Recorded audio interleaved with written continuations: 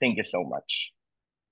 All right, thank you, Jack. And I think there's some questions sa chat box. Maybe we could answer, Jack.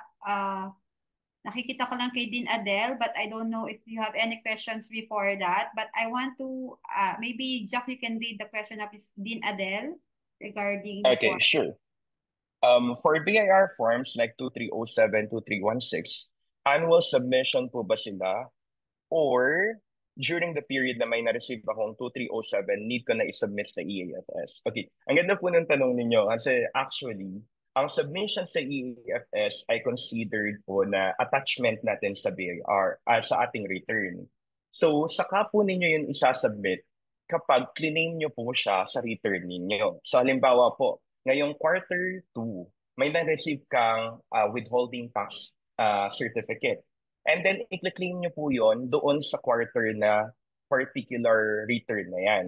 So, if ever i-claim nyo po siya this quarter 2, dapat po i-submit nyo rin siya kasi that is your attachment for quarter 2.